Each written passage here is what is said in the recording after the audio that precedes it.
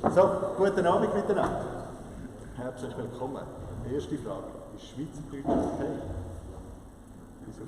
Bis auf Miriam, du verzeihst, wenn wir Schweizerdeutsch sprechen. Ja, die kann übersetzen. Also herzlich willkommen im wunderbaren Automuseum hier in Rubenshorn. Es ist schön, einmal an einem Autoanlass zu sein. Nicht den ganzen Abend etwas über Klimaerwärmung hören. Das kann ich euch versprechen, das werden wir heute noch nicht diskutieren. Elektromobilität ist auch in diesen Hallen ein Thema. Heute geht es um das Thema, wie versorgen wir unsere Autos heute und in Zukunft, wo geht es hin, weil ob das autonomes Fahren ist, ob das Elektro, Diesel oder was auch immer ist. Das Schöne für unser Geschäft ist, es braucht immer einen Platz. Das wird auch weiterhin so bleiben. Und, die Idee von heute Abend, das ist das erste Mal, wo wir so etwas machen, ist euch ein bisschen zu zeigen, was ist möglich. Und wir werden euch jetzt 3 Stunden lang mit Präsentationen langweilen. Die Präsentationen werden wir relativ kompakt halten. Die Idee ist, dass wir nachher in den Autobau, also ins Museum rausgehen, da hat es 4 Liftfüße verbauen. 3 davon werden wir heute Abend noch anschauen. Die Idee ist, dass wir euch ein bisschen Ideen mitgeben. Dass ihr ein bisschen Ideen sammeln könnt und ein bisschen in der Praxis sehen, wie so Lösungen aussehen. Jederzeit Fragen stellen, auch nachher auf dem Rundgang. Unbedingt Fragen stellen, uns löchern. Für das sind wir da. Ich würde mich sehr freuen, wenn wir euch nachher beim Aperitisch auch noch einen Moment begrüßen. Ich werde ganz schnell 2, 3 Leute begrüßen heute Abend. Wenn es vollständig ist, entschuldigender. Also eins ist Frau Rosato, die da mitten ist. Frau Rosato. Sie ist die Inhaberin von der Firma Omer. Die Firma Omer ist einer unserer Hauptlieferanten in dem Bereich von den Lift, die ihr heute Abend seht. Und sie ist also extra vom schönen Venedig ins noch schönere Romanshorn gekommen, um heute Abend dabei zu sein. Also heute ist auch die Herstellerin unter uns. Danke vielmals, dass du da bist. Dann möchte ich auch den Verwaltungsrat begrüßen. Ganz hinten dort, ist auch da. Wahrscheinlich werde ich heute Abend kontrolliert, ob ich meine Arbeit gut mache. Also auch herzlich willkommen, extra aus Basel. Dann sind noch diverse andere Leute da, die würde ich dann nachher vor dem Rundgang noch ganz schnell vorstellen. Gut. Mein Name ist Marc Porter, ich bin der Inhaber seit 2013 von der Firma Hafner und ich werde euch ein bisschen durch den Abend führen. Gut. Das Programm. Das tut. Ja, gut. Aber und Begrüßung haben wir schon hinter uns. Jetzt wird der Herr Belbuti, unser Verkaufsleiter, ein bisschen über unsere Erkenntnisse erzählen, die wir seit den letzten 5, 6 Jahren gewonnen haben, aus gewissen Projekten heraus. Ich will ein bisschen etwas erzählen. Ein bisschen über vertikale Beförderungen der Fahrzeuge. Umgesetzte Projekte wird durch 1 oder 2 Beispiele vorstellen. Ich werde noch etwas zu einem ganz langweiligen Thema erzählen, zum Thema Risikoanalysen. Bei diesen Liften ist es halt auch so, dass Sicherheit eine grosse Rolle spielt. Es wird vielfach ein bisschen ausblendet. Also, ja, wieso machen wir das so kompliziert? Man darf nicht vergessen, man läuft 2 bis 3 Tonnen umeinander. Wenn es ein Oldtimer ist, vielleicht ein bisschen weniger. Und es hat Menschen drumherum, wo etwas passiert. Dann sage ich immer unseren Kunden, dann kann es ganz leicht tödlich enden, wenn man es nicht richtig macht. Wenn man es richtig macht, passiert nichts. Und dann werden wir halt noch ganz kurz einen Ausflug in die Normen machen. Ich werde so die Einleitung machen und dann haben wir dann wirklich den Spezialist. Das ist der José Lopez, ein unabhängiger Liftberater, der ein bisschen über das Liftprojekt etwas erzählen will. Im Anschluss über unser richtiges Leben. Und da in dem Gebäude, oder im Gebäude nebenan sicher ein Projekt mit uns gemacht haben. Das ist der Janik Lopez, der den Polygon-Umbau ja gemacht hat, wo wir zusammen dürfen Lift liefern. Er wird auch ein bisschen aus seinen Erfahrungen reden. Dann würden wir einen Rundgang machen, wir würden 2 Gruppen machen, 2 geführte Gruppen. Es werden 2 Herren vom Automuseum dabei sein, die euch etwas über die Autos erzählen, eine ganz spannende Sache, und noch etwas zu den Lift erzählen, das werden dann unsere Leute machen. Eine ganz spannende Sache, und am Schluss noch ein Aperitisch. Ich glaube, bei diesem schönen Wetter halten wir es dann hoffentlich auch noch einen Moment aus. Wir können dann einen schönen Ausklang noch machen und selbstverständlich noch weitere Fragen machen. Ich wünsche euch viel Vergnügen. Ich hoffe, es wird ein informativer Abend für uns. Gucken wir.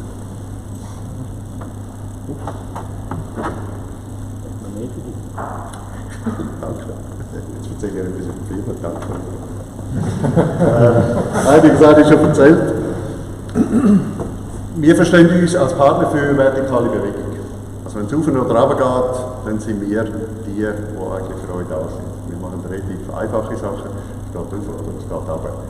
In ein, zwei Ausnahmefällen geht es nach links und rechts, aber grundsätzlich sind wir Spezialisten für auf und runter. Und zwar von der Idee, also wenn ihr eine Idee suchen, bis und mit dem Service, bis und mit der Ausserbetriebssetzung von der Anlage. Also wir sind über den ganzen Lebenszyklus für euch da. Unsere Unternehmensstrategie hat sich gewandelt, wenn man sich jetzt schon 20, 30 Jahre anschaut, wo die Firma Hafner mal war, im klassischen Garagenausrüsterbereich, heute immer mehr im Bereich von der Parksysteme, von der Warenlift, immer Speziallösungen.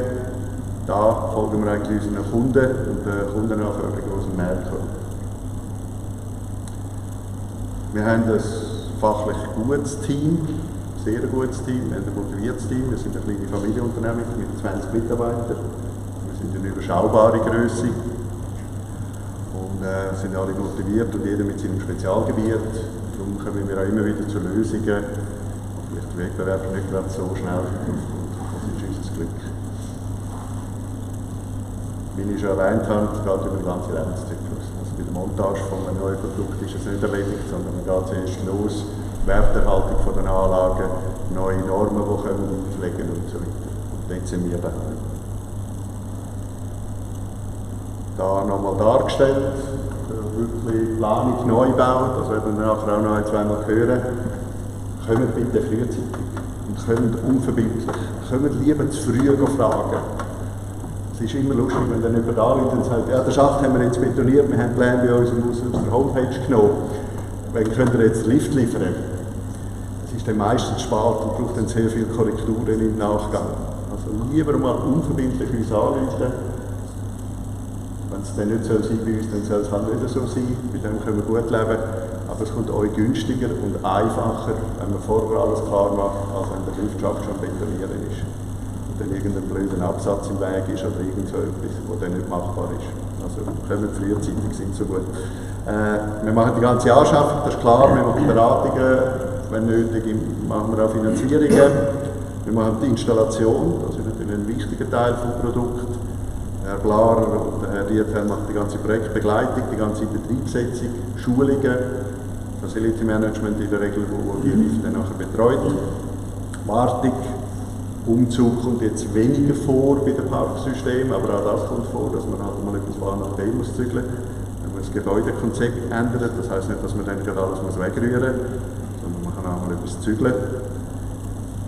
Reparaturen, das ist klar. Dann bis und mit Betriebssetzungen, Entsorgungen. Schön ist natürlich, wenn wir gerade in ein neues Projekt wieder einsteigen. Gut, aber unsere Produkte heben leider so lange, dass das wirklich selten vorkommt. Das ist ein bisschen der Baustein. Geschichte, also die Firma gibt es seit 40 Jahren bereits. Eine junge Firma. Wir haben heute gerade festgestellt, dass die Firma Omer seit 42 Jahren besteht und wir seit 40 Jahren zusammenarbeiten. Also länger als manche, die geheiratet sind. Im 2013 habe ich die Firma übernommen. Mit meinem Kader, Herr Belbutte, Herr Blarer und Herr Dietel, führen wir die Firma. Und wie ich schon erwähnt habe, der Wandel vom kleinen Garagenausrüster, der alles gemacht hat, von Absuganlagen, Diagnosegeräte und dann auch noch Lift, gehen wir jetzt immer mehr in den Bereich wirklich vertikale Bewegung und konzentrieren uns auf das. Wir haben 2 Standorte in der Schweiz. Andriswil ist sozusagen der Hauptsitz. Und dann haben wir noch einen Service Point in Romont, das ist in der Nähe von Fribourg, wo wir 2 Servicetechniker haben, die den Laufschienteil abdecken. Im Tessin arbeiten wir mit einem Partner zusammen. Das habe ich schon erwähnt. Und Montagen, Service und alles machen wir in der ganzen Schweiz. Aber auch nur Schweiz und Liechtenstein. Niemand von Liechtenstein anrufen. Also Schweiz und Liechtenstein, auf das konzentrieren wir uns. Also wir gehen nicht ins Deutsche, nicht in Frankreich, nicht in Italien, sondern die Schweiz ist unsere Heimat. Und was wir ja seit einem Jahr, 2 jetzt haben, sind Lift mit Personenbegleitung. Das heisst, sie können mit dem Auto auf die Plattform drauffahren, sie können den Knopf drücken und im Auto sitzen bleiben. Sobald sie natürlich in diesem Bereich sind, das werden wir vielleicht nachher auch noch hören, ist man natürlich auch in einer anderen Sicherheitsklasse. Und vor allem, wenn einer stecken bleibt, ist es dann ein bisschen blöd, wenn er bis am Montag muss warten muss, was am Freitagabend passiert. Das heisst, für diesen Bereich können wir einen 24-Stunden-Service 7 Tage, allerdings nur für Personenrettung, nicht für Reparaturen, weil am Sonntag in der Nacht auch Reparaturen machen, halten sich am Nachbarn nicht so gern. Gut, jetzt.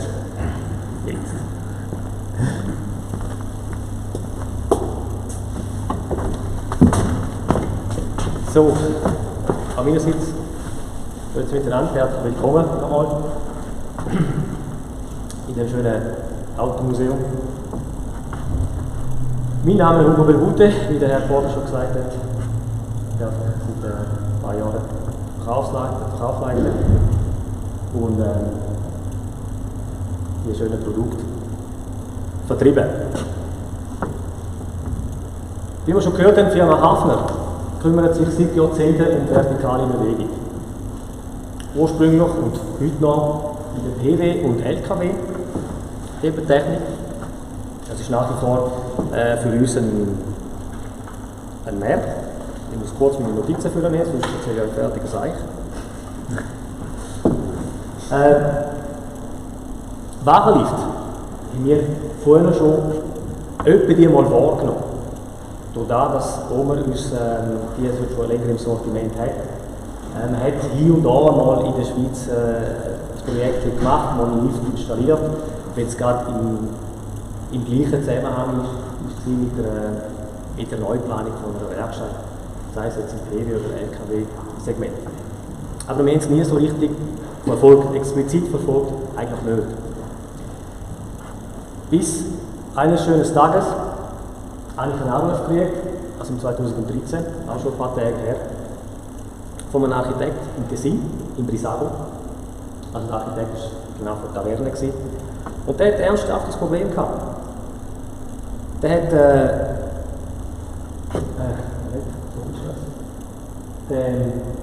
der Bauer gesehen, hat das Plan gehabt, 17 Eigentumswohnungen und 17 Parkplätze. Und kein Meter mehr zur Verfügung. Mein Besager sagt, ja, ist ganz schön, aber wir brauchen 2 Parkplätze pro Wohnung, weil das schöne, teure Wohnungen sind und wir haben keinen Platz für die Fahrzeuge. Die Leute, die hier wohnen können, die haben nicht nur ein Auto, das stimmt auch. Also die Auflagen waren 34 Parkplätze. Jetzt, wie machst du 34 Parkplätze, wenn du nur 17 hast? Die normale Lösung ist, macht es unterirdisch. Aber runter, macht halt 2 Stück unterirdisch. Hier, wie ihr seht, ist es sehr nah am See. Und die haben extrem Kosten gehabt, bereits in der Vorarbeit oder in der Vorbereitungsphase. Die haben den Berg zum Teil müssen sprengen, das ist jetzt übertrieben gesagt, aber die haben tatsächlich Sprengungen gemacht, um überhaupt Platz zu schaffen, zum Anfang zu bauen. Die ganzen Fundamentbauten sind extrem teuer gewesen, wegen dem Grundwasser. Also nicht möglich, nicht denkbar. Die haben unmöglich so tief haben, um eine zweistöckige unterirdische Garage zu bauen. Also müssen andere Lösungen haben. Ich bin dann runter, mehrmals, habe das Ganze angeschaut mit ihnen, im Büro vor Ort, wir haben hin und her gemacht. Dort war natürlich der Wunsch, das sind 17 Wohnungen, jeder hat 2 Parkplätze und die müssen unabhängig sein. Also das muss einfach zum Bedienen sein, für jeden Mann, jede Frau und unabhängig. Mit hin und her haben wir schlussendlich dann mal eine Lösung gefunden, die auch zahlbar war, sei es jetzt Produkte wie auch baulich. Und wie noch gesehen, also man hat es realisieren. Das Gebäude steht seit 3 Jahren und ich sage immer, so lange wir nicht hören, sind wir glücklich. Nein, wir haben es auch schon brauchen zum Vorführen. Also ich darf dort jederzeit an meinen Kunden sind wir auch schon gewesen. Es ist tatsächlich eine schöne Anlage daraus geworden. Wie es halt so ist, mit dem Architekt haben wir auch eine gute Beziehung aufgebaut, weil wir haben ja doch viel miteinander zu tun gehabt. Und die Anfragen haben angefangen zu kommen, und ich habe ein bisschen mehr Anfragen gehabt.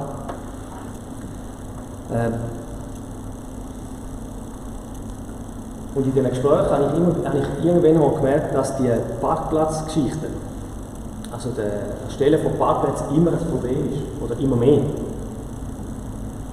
Viele Projekte. Ist ja ein Lösungsproblem. Kommt noch. Irgendwie muss es spannend werden.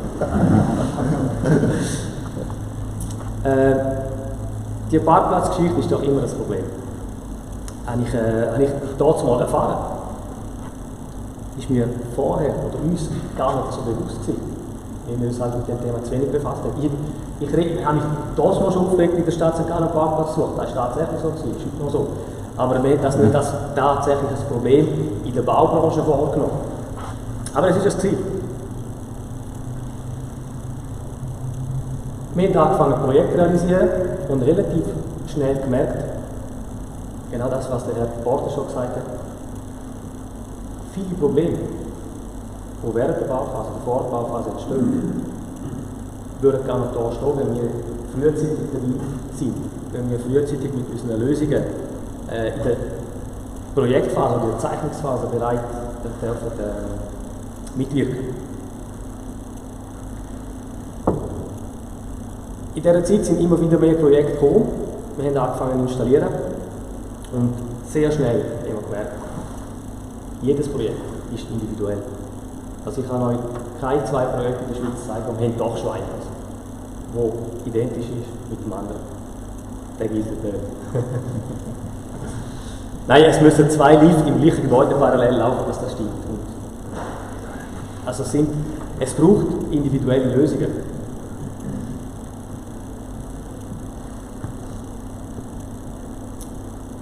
Darum haben wir relativ schnell gemerkt, wir müssen Komplettlösungen anbieten. Die ersten Projekte haben wir angefangen zu liefern, montieren, und man hat es dann irgendwie gemacht. Super gemacht, seriös gemacht. Aber wir haben gemerkt, was der Architekt, der Bauplaner braucht, ist ein Partner, der ihm das Ganze abnimmt und sagt, wir liefern ein fertiges System. Wir sind nicht Komponentenlieferant, wir tun nicht einfach den Lift her und gut ist, sondern wir liefern dir ein System, das nachher auch von der Behörde, SUVA, Liftamt und so weiter, abgenommen wird.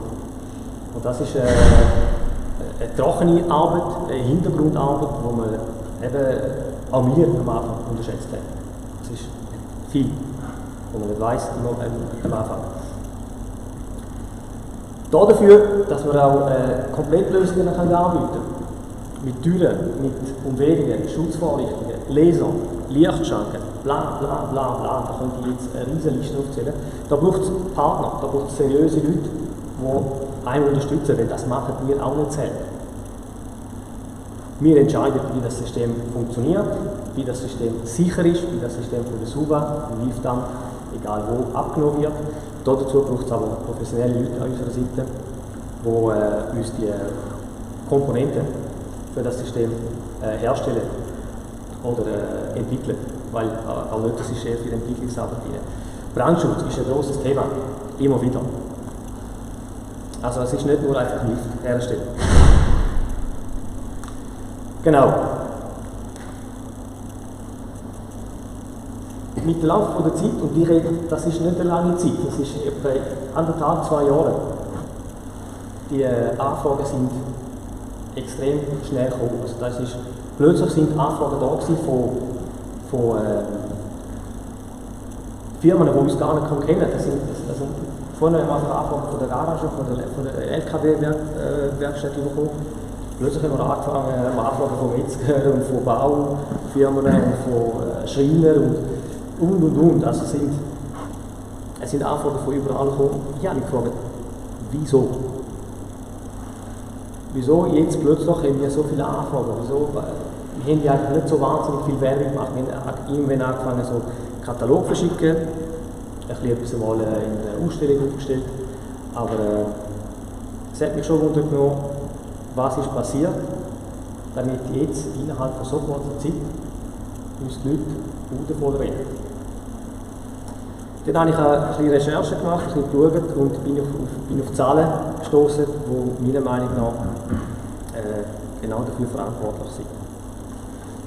Nämlich, zwischen 2000 und 2018 haben wir einen Verkehrszuwachs in der Schweiz von 33%. Und das ist viel, meiner Meinung nach. Also, wir haben viel mehr Fahrzeuge, also auch schon, das sind 6,1 Millionen Fahrzeuge immatrikuliert. Da stehen noch viel mehr umeinander, die nicht immatrikuliert sind. Und die, wie gesagt, die stehen irgendwo, die brauchen Platz. Und das genau ist meiner Meinung nach, unserer Meinung nach, ein Faktor, der die Baubranche betrifft. Geht es miteinander? Nur Platz nehmen.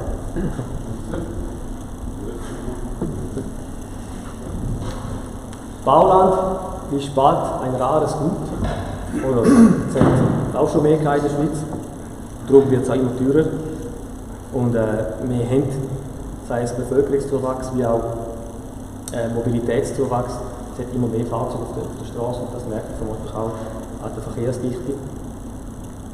Und man muss anders bauen. Das betrifft, ich glaube, einige sind mit mir einig, das betrifft die Baubranche. Man muss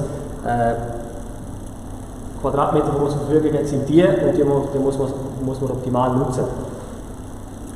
Also muss man komprimiert parkieren. Man will natürlich nicht Parkplatz hergeben oder Quadratmeter hergeben für einen Parkplatz mehr, obwohl man jetzt 4,5 oder 3,5 Zimmerwohnung machen kann. In der Regel ist das so ein Thema. Das führt genau zu einer Optimierung von der Parkplätze oder von der Platzverhältnis. Dem sagen wir komprimiertes Parking. Da sieht man es nochmal. Die Bevölkerung wächst. Die Mobilität wächst. Und meiner Meinung nach ist die Zahl wahrscheinlich, das ist von 2018, gemäß Rubrik bis 2040, das ist auch, wo sich erwartet. Also da könnte auch noch mal ein bisschen mehr sein. Aber die 28%, auch wenn es noch dabei wird bleiben, die Leute müssen mobil sein. Mobilität ist ja immer ein grösseres Thema. Die brauchen ein Auto in welcher Form auch immer. Ob es jetzt eigens ist, ob es jetzt ein Uber, ein Taxi, Mobility, Carsharing. Es werden Fahrzeuge gebraucht in verschiedene Arten in verschiedenen Formen. Und dazu komme ich zum eines der Megatrends im 21. Jahrhundert, nämlich die Mobilität. Es gibt einige Megatrends in unserer Zeit. Wir wollen nicht nur die Mobilität ansprechen. Die ganzen technischen Innovationen, verschiedene Antriebsarten, Bedürfnisse der Leute. Man muss mobil sein, schnell mobil sein, einfach mobil sein, Digitalisierung, smart, jedes Fahrzeug ist zum Bedienen wie ein Handy. Wie gesagt, Carsharing ist ein grosses Thema, das wächst. Also die ganzen technischen Innovationen, das ist ein Antrieb. Das treibt die Hersteller von der Fahrzeugindustrie immer innovativer zu sein. Und das beruht auf Bedürfnisse der Leute. Also was wir im Moment leben, ist tatsächlich ein Wandel von der Mobilität. Wir stehen wirklich im Moment am Anfang. Was auf uns zukommt, da stehen uns bereits jetzt schon einige Theorien zur Verfügung. Wo das landet, wissen wir alle nicht. Aber es geht sicher nicht zurück. Es wird steigen. Lange Rede, kurzer Sinn. Wir brauchen Platz, genau wie die Mobilität steigt, genau wenn man mehr unterwegs ist. Fahrwege, die auf Zürich und auf Bern fahren, so wie wir jeden Tag, wissen ganz genau, das sind mehrere Baustellen auf der Autobahn, man muss mehr Platz machen und gleich werden die Staus nicht weniger. Wieso? Weil es einfach mehr Fahrzeuge hat in der Schweiz. Und was sicher ist, die Schweiz wächst als solches, was ja so gut ist, aber die Umrisse vom Land, die bleiben. ist ja nicht so, dass die Schweiz dehnbar ist. Also wir müssen mit dem Boden, der uns zur Verfügung ist, müssen wir eigentlich das Bestmögliche machen. Darum ist das mit dem komprimierten Parkieren ein grosses Thema. Plus die Nutzung der Vertikalen. Da kommen wir sicher noch dazu, werden da eine Gelegenheit dazu das sehen. Da komme ich jetzt rein. Die Frage, wie wir das gelöst haben im Brisago. Das ist nur ein kleiner Teil von dieser Anlage. Das sind 10 von diesen Liften in 2 Reihen montiert. Das sind im Prinzip 2 Plattformen. Wir haben nachher dort einen Bildschirm, wo dann so Videos laufen, wo man das genauer anschauen kann. Das sind 2 Plattformen, die stark miteinander verbunden sind. Jetzt müsst ihr euch vorstellen, wenn ich hier den Knopf drücke, gehen die 2 Autos auf die Grube runter. Wir müssen eine Grube machen, das ist schon so gewesen. Aber natürlich nie so tief wie eine unterirdische Garage. Und sehr gezielt. Die gehen in die Grube runter und jetzt sind die 2 ebenerdig. Das heisst, die 2 Fahrzeuge sind von einer Wohnung im 2. Stock und die können von einer Wohnung im 4. Stock sein. Das ist völlig unabhängig voneinander. Weil alle 4 Fahrzeuge bewegen sich parallel miteinander. Also ich kann am Morgen mein BMW rausnehmen, das Ganze noch nicht tun, wenn der Nachbar eine Stunde später oder 10 Minuten später sein Auto will rausfahren, tut er auf den Knopf, geht alles auf und kann bequem rausfahren. Und niemand steht dann an dem Weg. Das war die Lösung im Brisago am See. Das ist quasi das Einstiegsmodell. Oder die einfache Lösung. Da haben wir vermutlich die einen oder anderen schon gesehen, da außen haben wir aufgebaut. Also da ist die Techniker sind einmal bei 2 da gewesen. Und am 3 ist es entstanden. So einfach ist es schon nicht immer. Das ist jetzt halbwegs vorbereitet. Aber es ist eine einfache Lösung. Auch das ist ein Lösungsansatz. Eine Tiefgarage höher planen. Das haben wir jetzt einige Projekte auch so gemacht. Und ich habe wir bereits in der Neubauphase oder auch später, das ist ein Lift, den wir auch im Nachhinein tun, Module auf den Boden verschrauben, anschliessen mit 380 oder 220 Volt und dann hat man eigentlich die Möglichkeit, so 2 Autos übereinander zu parkieren.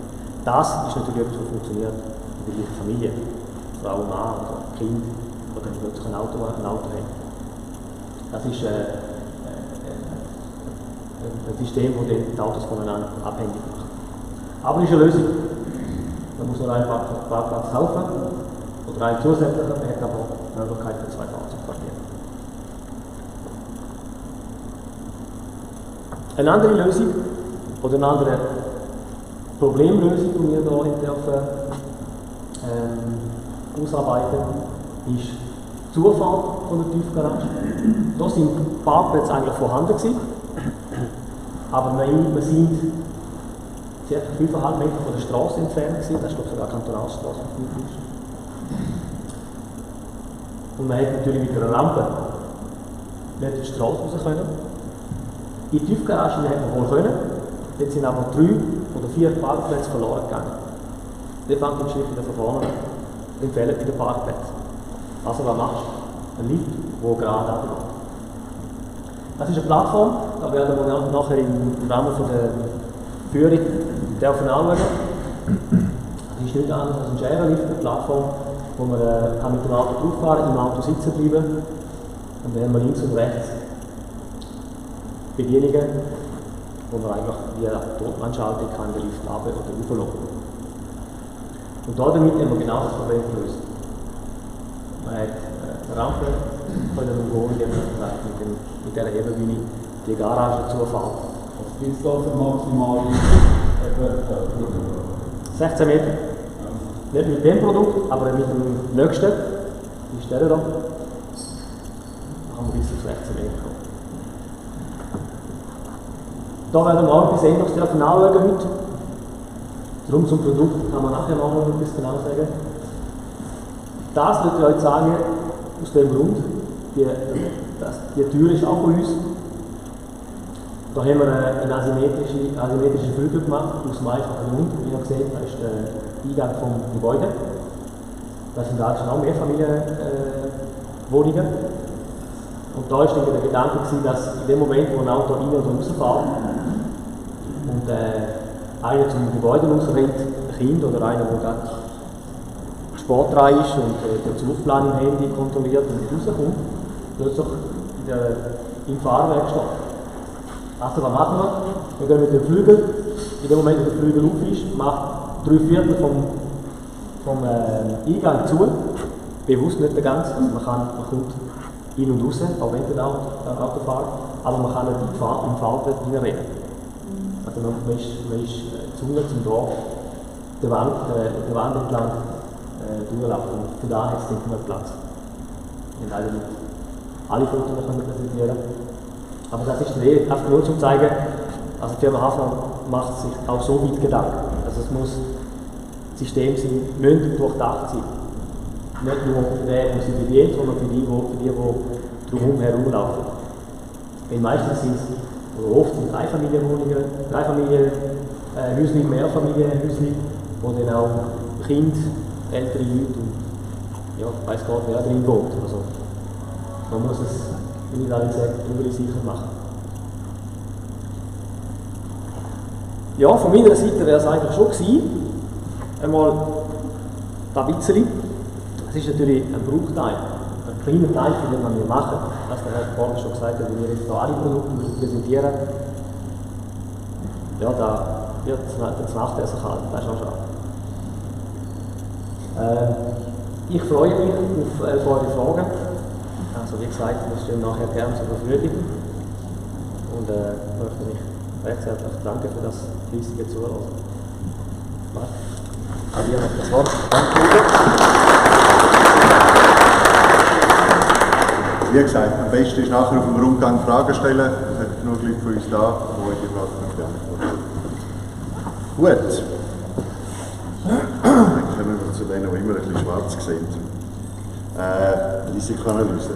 Die Risikoanalyse von den Vorschriften her in dem Bereich, wo wir sind, unterteilt verschiedene Phasen. Das heißt, es ist die Montage, die Betriebssetzung, der Betrieb, der Servicefall und die Außenbetriebssetzung. Da muss man halt immer vom Schlimmsten ausgehen. Da muss man immer überlegen, was kann passieren. Wir wollen ja alle, dass nichts passieren kann. Und die Herausforderung, die wir haben, und wir machen das auch gerne, muss ich sagen, ist, jede Anlage ist anders. Ich habe da jetzt 2, 3 Fotos gesehen. Das ist keine Anlage die gleich wie die andere. Am Schluss geht der Lift auf und runter. Das ist etwa das Einzige, was gleich ist. Aber wenn wir auf einmal einen Eingang haben, eben im Lift, wo Kinder reinspringen können, oder wir haben eine Anlage, die auf eine Kantonsstraße rausgeht, das sind ganz andere Überlegungen, die man machen muss. Und das ist etwas, was wir gerne machen. Ich glaube, wir machen es auch nicht ganz schlecht.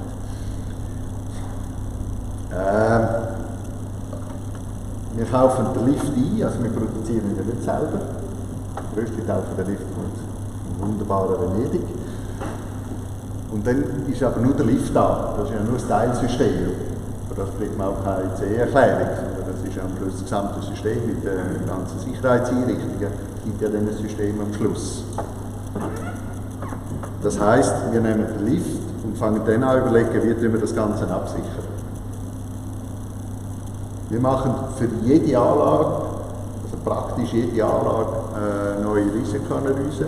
Natürlich kann man auf viel Erfahrung aufbauen, das ist klar, wir müssen nicht jedes Mal die Frage neu überlegen. Aber man muss sich für jede Anlage wieder etwas Neues überlegen, was könnte da passieren, was könnte da passieren. Das ist die so ein bisschen Schindler und Otis sind, die haben es ein bisschen einfacher. Die kommen in der Regel mit ihrem System. Der Liftberater lacht und dann muss man so viele Aussagen sagen.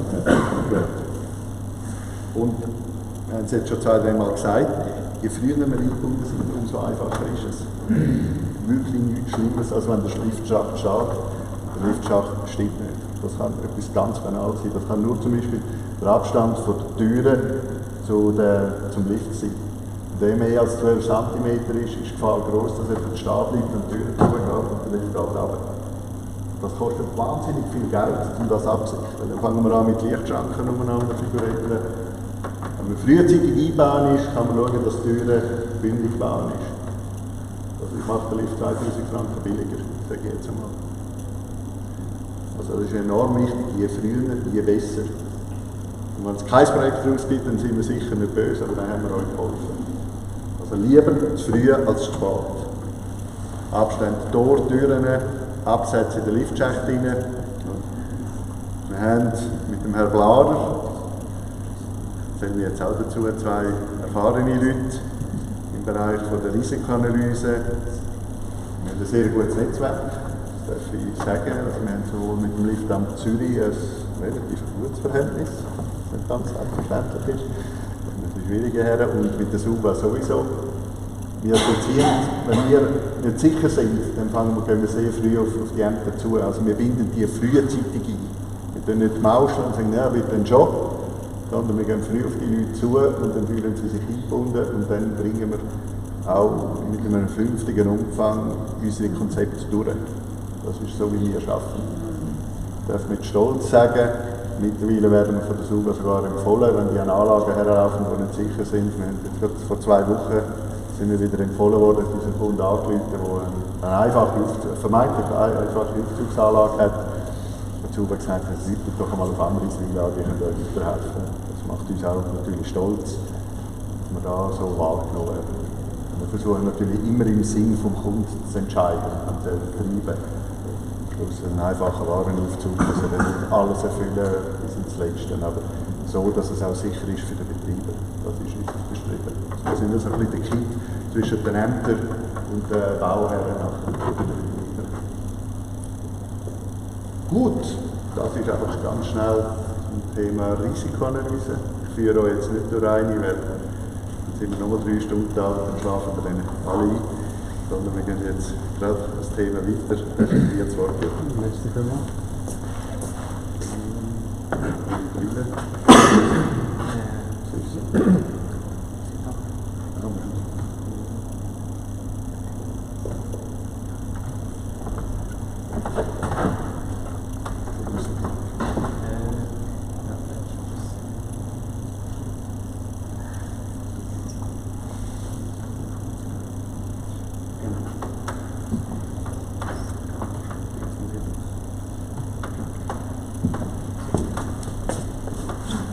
Ja, guten Abend miteinander. Mein Name ist José Lopez von der Hafner AG GmbH. Mein Ziel, das Ziel des heutigen Referats ist, euch eine Differenzierung aufzuzeigen zwischen Normen und Verordnung. Den Hauptunterschied zwischen Maschinen, die in der Maschinenverordnung fallen, und Aufzügen, die in der Aufzugsverordnung fallen. Und noch ein paar wesentliche Punkte, oder für mich wichtige Punkte, die man bei der Planung berücksichtigen soll, und am Schluss noch ein paar Projektbeispiele.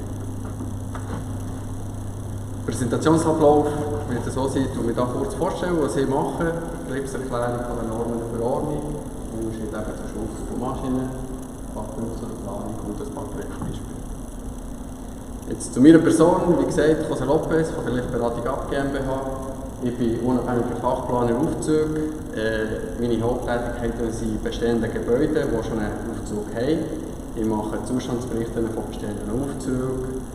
Wie ist der Ist-Zustand, was erwartet man in Zukunft, welche Massnahmen sind möglich mit der Kostenschätzung und der Zeitrahmen, wenn diese ausgeführt werden. Mit dieser Entscheidungsgrundlage kann der Eigentümer entscheiden, in welche Richtung es geht. Dann mache ich dann auch die ganze Ausschreibung, wo dann die Liftfirmen anfragen. Wenn sich dann der Eigentümer für ein Liftunternehmen entschieden hat, dann mache ich auch noch die ganze Bauleitung von A bis Z, dass man dann auch einen mengenfreien Lift in Betrieb nehmen kann. Im Neubau bin ich hauptsächlich tätig, wenn es etwas komplexer wird, wenn eine Förderleistungsberechnung gewünscht ist beim Planen eines Gebäudes oder wenn eine neutrale Planung gewünscht ist von einem Eigentümer oder einer öffentlichen Institution. Das sind so mal ein paar Tätigkeiten zu meiner Person. Dann zu der Begriffserklärung Normen und Verordnung. Normen sind ja Regeln, sind einheitliche Standards, sind Mindestanforderungen, die von einem Normausschuss erstellt werden, also Fachexperten, Fachingenieure. Im Gegenzug sind ja Verordnung ist gesetzlich verankert, wird vom Bund oder Kanton erlassen und müssen auch erfüllt werden. Normen und Verordnungen, da sehen wir dann in den Projektbeispielen, wie die zusammenhängen. Bei den Unterschied von den Aufzügen, die unter Aufzugsverordnung gehen, oder Maschinen, die unter Maschinenverordnung gehen, ist es so, wir haben ja klassische Aufzüge, die man kennt von der Firma Schindler, Kone, Otis, die öffentlich zugänglich sind für alle. Jeder kann die bedienen. Personenlift oder Warenlift mit Personenbegleitung. In Maschinen, die unter Maschinenverordnung gehen, das sind Maschinen, die nur instruierte Personal oder instruierte Personen bedienen können. Das sind so mal die Hauptunterschiede, die fallen unter Maschinenverordnung. Da hat es noch weitere Punkte, die Geschwindigkeit, die den Unterschied macht, die Neigung, die auch der Hauptunterschied ist, und eben der Aufzugsschacht. Maschinen haben teilumwerte Aufzugsschacht und Aufzüge haben natürlich komplett Aufzugsschacht. Darum sind sie auch öffentlich zugänglich. Auch hier sehen wir nachher ein paar Beispiele zu diesen zwei verschiedenen Beförderungsmitteln. Dann kommen wir zur Planung. Bei der Planung ist es so, ich finde, es hat ein paar wichtige Punkte, die man beachten muss. Wie schon vorher auch erwähnt, in der Planung hat es verschiedene, je nachdem wie die Ausgangslage ist und wie die Lösung muss sein oder nutzen, hat es verschiedene Punkte, die man beachten muss. Hier sind nur ein paar mal aufgelistet, aber es hat eben SUVA, es hat ein eidgenössisches Inspektorat für Aufzüge, es hat die Werkseigentümerhaftung, die am Schluss natürlich auch für sein Werk haftet, Volkhäfe, Normen, Verordnungen und. Und die muss man ja schon in der Planung berücksichtigen, eben je nach Ausgangslage, je nach Lösung. Gibt es weitere, die man beachten muss, damit man dann am Schluss zu der Konformitätserklärung kommt. Darum ist es schon, eben wie schon erwähnt, wichtig, dass man in der Planung, es gibt Komponentenlieferanten, es gibt Systemlieferanten. Man kann Komponenten einkaufen, importieren, installieren, ist in sich zertifiziert. Die Gefahr besteht aber, dass nachher in Betriebnahme und SUVA oder das Aufzugsamt und sagt, nein, für die Nutzung ist das noch nicht sicher genug, wir müssen jetzt noch das ergänzen, erweitern, machen und tun. Und der Systemlieferant ist ja, der kauft das Produkt hier, aber tut es dann erweitern aus der Gesamtlösung, dass es nachher auch eben Konformitätserklärung bekommt. Und er hat auch die richtige Anwendung von welche Normen müssen wir noch zusätzlich anwenden und welche Fachstellen müssen wir beiziehen, dass wir nachher auch Gesamtlösungen so können in Betrieb nehmen und eine Konformitätserklärung bekommt. Darum wichtig, wie ja schon erwähnt worden ist, in der Planung lieber einen Fachspezialist oder einen Systemlieferant schon genug früh anfragen und dort sich die Infos holen, wie man das planen muss. In der nächsten Folie sehen wir eigentlich Konformitätsbewertungsverfahren für Maschinen in der Maschinenrichtlinie. Ich möchte da nicht ins Detail gehen, aber auch hier sieht man, es hat verschiedene Wege, wie man da zu der Konformitätserklärung kommt, also zum Ziel. Darum wichtig, wenn man sich nicht tagtäglich mit dem befasst, ist es wichtig, dass man einen Systemlieferant oder Fachspezialist genug früh kontaktiert, um den richtigen Weg, die einfache Lösung, damit man dann auch zur Lösung kommt. Und dann die Maschine in Betrieb nehmen. Das Gleiche ist Konformitätsbewertungsverfahren für Aufzüge. Auch hier gibt es verschiedene Wege. Und da ist es wichtig, dass man mit einem Fachspezialist oder einem Systemlieferant genug früh in Kontakt ist. Dann zu den Beispielen. Das erste Beispiel, das ich habe, ist ein klassischer Personenlift, Warenlift. Öffentlich zugänglich für alle. Da sieht man, geht unter Aufzugsverordnung. Das ist für jeden zugänglich. Und da sieht man dann auch, welche Normen. Entschuldigung. So. Da sieht man, welche Normen man anwenden für das. Es gibt andere Aufzüge, da hat man weitere andere Normen, die man anwenden muss. Da ist noch wichtig, dass man das berücksichtigt.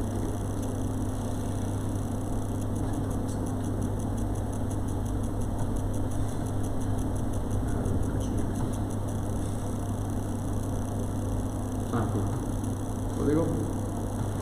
Dann das zweite Beispiel wäre ein Plattformlift. Ist ja eigentlich auch von außen. Geht aber unter, also eine Plattform für Personen mit eingeschränkter Beweglichkeit, für Rollstuhlfahrer, geht aber unter Maschinenrichtlinien, weil das können ja nur Leute brauchen, die instruiert sind, die einen Schlüssel haben. So sind sie instruiert, weil sie das bedienen. Aber auch hier sieht man, in der Maschinenverordnung hat man andere Normen anwenden, die DN 8041. Im nächsten Beispiel sehen wir nachher, wie Güteraufzug geht hier unter Maschinenverordnung.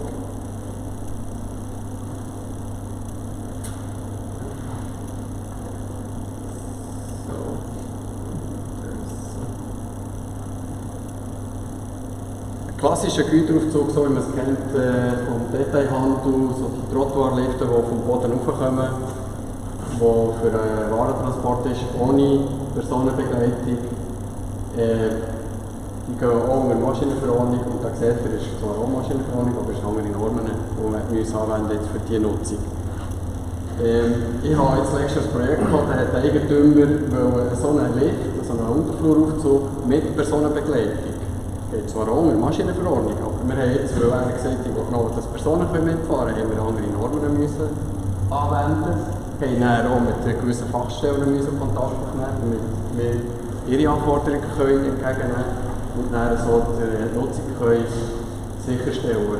Am Schluss haben wir den Unterfluraufzug genommen mit Notrufsystem, mit Kabinenanschluss. Oben im oberen Bereich 2 Säulen gemacht mit Kameras, damit man die Umgebung sieht, aus der Kabine aus mit 2 Displays. Lichtsignal und akustisches Signal, das hornet und macht, wenn der Ball da hinaufkommt, dass die Leute sehen, oh, da kommt jetzt etwas rauf. Und. Aber es gibt eine Lösung, aber man muss wissen, welche Normen muss man anwenden oder welche Fachstellen muss man anfragen, dass man dann auch schon in der Planung zu einer richtigen Lösung kommt.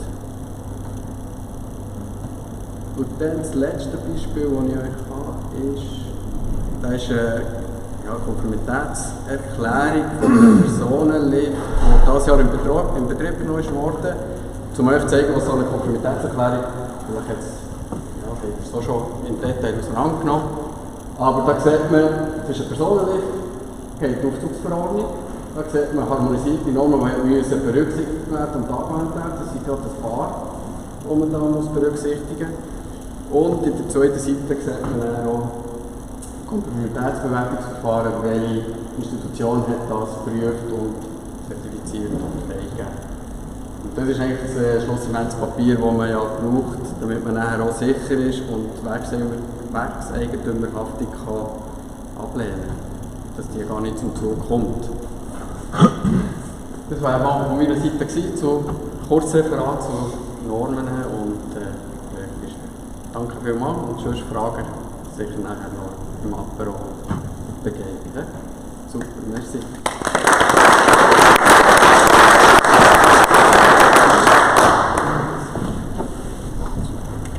Wir haben ein gutes Thema angeschnitten. Es gibt ja immer wieder Leute, die bei uns anfangen und sagen, sind die teuer. Das ist ja wahnsinnig. Ich kann nicht in Italien selber etwas einkaufen oder der Schloss um die Ecke, da soll man doch jetzt also einen Aufzug machen. Das kann doch nicht so eine Sache sein. Das kann man schon machen, aber dann haben wir erst eine Komponente, das hast du sehr schön aufgezeigt. Am Schluss müssen wir das ganze System bewerten. Das heisst, die Homologation oder die ECE-Erklärung liegt nachher bei euch oder respektive beim Bauherr dann am Schluss, um die erstellen. Das darf man nicht unterschätzen, was das noch bedeutet und auch, was das für das Fachwissen braucht. Wir haben das auch schon erlebt bei 1, 2 Fällen, wo man nachher hergegangen ist und den Lift wieder rausgerissen hat und einen neuen Lift reingemacht hat, weil der einfach schlichtweg keine Norm erfüllt. Nicht mal weit weg von da haben wir ein Projekt machen. Gut, langsam kommen wir ein bisschen zum Benzinaffinen, auf das, wo ich mich auch freue, ein bisschen näher zum Museum. Es freut mich sehr, dass du dir da Zeit nimmst für uns, um da ein bisschen über das ganz spannende Projekt Polygon ein bisschen zu referieren. Es ist ein bisschen schwerlastig Lift natürlich, aber den Rest gehen wir dann nachher vor Ort anschauen. Darf ich dir zeigen? Danke.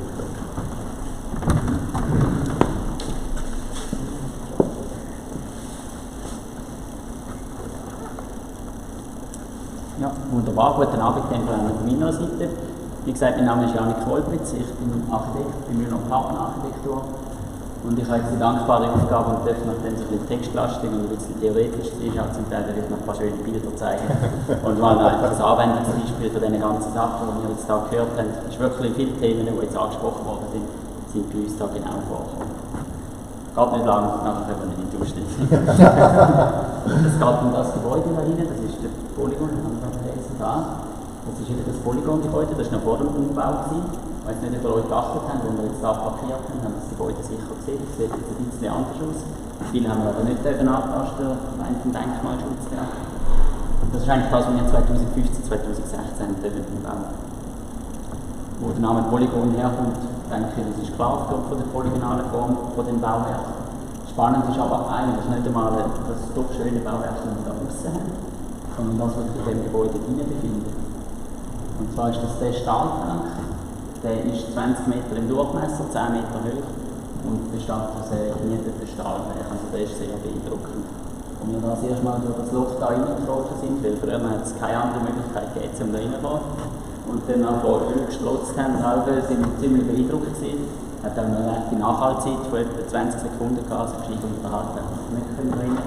Also wir haben ziemlich gestaunt. Und von der Bauherrschaft hat es eigentlich geheißen, ja, wir wollen gerne unsere Ausstellungsflächen, die wir haben in dem einmaligen Ensemble von Gebäuden da, wenn wir in diesem Tank erweitern. Das ist schon mal eine ziemlich spannende Ausgangslage. Und wie gesagt, der ist unter Denkmalschutz gestanden, wir haben eigentlich alle Gebäude da, die sind früher gebaut worden. Wie gesagt, Baujahr 1902, von der eidgenössischen Alkoholverwaltung, alle die Gebäude da. Und die sind heute eigentlich im KGS nicht da, alle als A-Objekte gelistet, also die höchste Stufe, die wir eigentlich erreicht haben im Denkmalschutz. Da sehen wir jetzt einen Schnitt mit dem Umfassungsbauwerk außen, eben mit der polygonalen Form. Dann haben wir da so Revisionsumgänge mit Holz, wo Revisionen vom Tankmantel ermöglichen, von außen, wo man auf den Deckel kommt und da in die Laterne. Und innen da dann eben der B-Druck mit Tankmantel mit so einer grossen Größe, mit der Massfigur. Jetzt, wie gesagt, hat es geholfen, da ein paar Ausstellungsplattformen zu machen, 3 Jahre bezahlt sind und das am Schluss. Hat sich ergeben aufgrund von dieser Höhe. Und was eigentlich schon ganz klar ist, wenn wir da Autos ausstellen, irgendeine Form von Autolift ist da nötig. Das ist eigentlich von Anfang an Projektbestandteil gewesen. Das ist auch nie in Frage gestellt worden. Ein anderes Problem, das wir hatten, sind, man sieht es vielleicht auch ein bisschen, das ist nicht etwa ein Fehler, sondern die kleine Diskrepanz, die wir da haben zwischen dem untersten Lagerboden und der sind nur 50 cm, die haben uns dann aber einiges Kopfzerbrechen bereitet in der Projektentwicklung. Und zwar ist, wie ich gesagt habe, speziell an dem Gebäude, auch wenn es ein schöner Umfassungsbau ist, aber was eigentlich wirklich schützenswert ist, ist der Tank, der Tankmantel. Es gibt noch 2 Tanks in der Schweiz, die noch stehen, früher hat es die mehr gegeben, die meisten sind zurückgebaut worden. Und darum haben wir da besonders Wert darauf legen, dass der Tankmantel so wenig wie möglich verletzt wird. Das heisst, es war mal ausgeschlossen, dass man den Lift einfach weiter runterführt, den Boden ausschneidet, das Fundament gerade reinfahren, tipptopp. Das wäre natürlich die einfachste Lösung gewesen, ist aber so nicht möglich gewesen. Was auch nicht möglich war, ist draussen irgendeine Form von Lift ausstellen und dann jeweils auf jeder Plattform gerade einfach ins Gebäude oder in den Tankmantel reinstechen. Das ist auch kategorisch ausgeschlossen worden durch die Denkmalpflege. Und was rein betrieblich nicht gegangen ist, da hat die Denkmalpflege vielleicht nicht mal etwas dagegen gehabt, aber dass man außen einfach eine Rampe macht, wäre natürlich naheliegend von 50 cm. Das Problem ist aber, dass wir da ja Rennautos ausstellen, unter anderem Formel 1 Autos, 3 cm Bodenfreiheit, die Rampe, die hätte so flach geneigt müssen sein, die wäre 50 Meter lang oder da weiss ich nicht was. Die ist betrieblich ausgeschlossen gewesen, die hat aber ins Areal hineingeschnitten. So ist eigentlich relativ schnell klar gewesen, brauchen wir halt 2 Lifte. Dann ist eigentlich der Aufleitungsbestandteil geworden, so eine Hebeplattform da außen und dann der Autolift da rein. Was wir dann noch ergänzt haben, da wir schon einen zweiten Lift machen, dann haben wir wenigstens die zweite Hubhöhe, neben den 50 cm da, haben wir eine zweite Hubhöhe auf 1,20 m eingeführt, dass man wenigstens LKWs auch nicht direkt entladen kann. Das ist noch so ein kleines Supplement, das wir da gemacht haben, weil das sonst nie auf dem Material möglich ist. Dann hat es halt die Rampe lösen oder was auch immer. Genau, so einfach 5 Minuten haben wir unser Projekt gehabt. Und dann 2 Minuten da. Also Treppenerschließung über die beiden Plattformen, Luftgang hinein, Lüftungskonzept über die Laterne, so wie es eigentlich früher auch schon mal angedenkt ist mit dem Gebäude. Und dann haben wir uns auf die Suche nach Unternehmen machen. Die Firma Hafner hat den Zuschlag bekommen für die Autolift und wir haben dann eigentlich mehr oder weniger aus dem Katalog können die Produkte auswählen, beziehungsweise sind für uns ausgewählt worden. Also eigentlich absolute Standardlösung. Es ist noch wichtig zu sagen, eben sie machen, jedes Produkt von ihnen ist eine Sonderanfertigung, das ist richtig, aber basiert auf Standardlösung, die man dann einfach modifizieren tut auf die Anforderungen, die wir haben. Unsere Spezialanforderungen, die wir jetzt gehen, sind zum Beispiel, dass die Hebeplattform außen im geschlossenen Zustand ist die ebenerdig und dann muss die 40 Tonnen überfahrbar sein, weil dort müssen auch LKWs drüber fahren. weil die auch innen an Gebäude erschliessen. Und eben es greift relativ weit ins Areal hinein, darum ist das eine Anforderung. Und das Zweite war, dass wir relativ grosse Plattformgrössen gebraucht haben, von 5,60 Meter in der Länge mal 3 Meter in der Breite aussen, 2,80 Meter in der Breite innen. Das sind Spezialanforderungen, die wir da hatten. So hat das dann im Einbau ausgesehen, da jetzt die äußere Hebeplattform. Die 40 Tonnen Überfahrbarkeit, die haben wir gewährleisten mit diesen Stützen, die man da unter uns sieht. Aber da sieht man es auch, dass eigentlich, wenn die im geschlossenen, ebenerdigen Zustand ist, liegt die ganze Plattform zusätzlich auf diesen Stützen auf und sind durch das die 40 Tonnen tatsächlich überfahrbar. Die zweite Anforderung ist die sehr grosse Hebeplattform, die wir da gebraucht haben. Da haben wir auch wieder eine Speziallösung gefunden, und zwar ein bisschen unkonventionell. Wir haben da so eine Scherenhebebühne-Lift. Scherenhebebühne-Lift, wie man eigentlich aus der Ballast kennt, vom Reifenwechsel etc. haben wir da verwendet, wo dann aber eine Stahlplatte in die gewünschte Größe drauf montiert worden ist. Ein grosser Vorteil von dieser Lösung ist, wie ihr seht, da eine sehr geringe Grubentiefe. Also das hydraulische System ist da extern, das haben wir eigentlich da drunter versteckt, also drinnen im Gebäude. Und die Grubentiefe selber, die ist extrem dünn, wir haben die können halten. Das ist wirklich ein grosser Vorteil von einer Speziallösung da. Innen ist es nicht ganz so komplex gewesen, aber trotzdem haben wir auch die Übergröße der Plattform müssen haben. Das hat dann aber gut können bewerkstelligt werden. Da war dann die Herausforderung eher gewesen, dass der Hafner eben da nicht Systemlieferant war, sondern noch Komponentenlieferant, weil der Liftschacht selber, der ist vom Stahlbau gekommen. Jetzt da, wir haben den mit Glas auf der Seite verkleidet, da hat es dann noch 2 Doppelflügeltüren gegeben. Also da, die Koordination ist noch relativ anspruchsvoll. Und das führt uns genau zu einem Punkt, den ich vernachlässigt habe. Das ist auch schon angesprochen worden mit der Konformität. Im ersten Gespräch mit der Firma, nachdem sie den Zuschlag waren, hat es schon etwas geheißen, von der Konformität, wie wir dann noch schauen. Ich dachte, ja, mir egal, jetzt müssen wir einfach einen guten Lichter, dann müssen wir funktionieren, dann müssen wir die Zuschlag, der Rest ist mir wurscht. Hat sich dann natürlich irgendwann gerecht und dann sah er doch durch und so, ja, Systemkonformität. Die Komponentenkonformität haben sie natürlich uns gebracht. Und Systemkonformität, die haben wir noch nicht gehabt. Zum Glück haben sie es dann unterstützt, weil wir hätten es nicht können. Und dann haben wir das zusammen bewerkstelligt. Ja, und dann haben wir eigentlich unser fertiges Bauwerk, die letzte Baustelle, in Betrieb nehmen. Das ist jetzt der Zustand außen. Leider noch ein unkleinigter Zustand, ist jetzt noch ein bisschen sauberer, wenn man sich außen achtet. Aber sonst sieht es jetzt so aus im fertigen Zustand. Ebenerdig und wie gesagt, greift relativ weit raus. Zum Beispiel für die Erschliessung da hinten hat das selbstverständlich müssen die 40 Tonnen überfahrbar sein, wie gesagt. Und dann da noch der Innenlift, die wir meinen auch sehr gelungen, sehr schönes Stück geworden, wenig sichtbare Technik. Und können wir nachher auch gerade noch anschauen. Wenn es noch Fragen sollte geben zum Projekt, bei den Lifts haben wir andere Experten da. Wenn es einfach noch Fragen zu dem Projekt geben, könnt ihr gerne auch zu mir kommen, nachher beim Apero oder bei der Führung. Dann bedanke ich mich für die Aufmerksamkeit und wünsche noch einen spannenden Abend.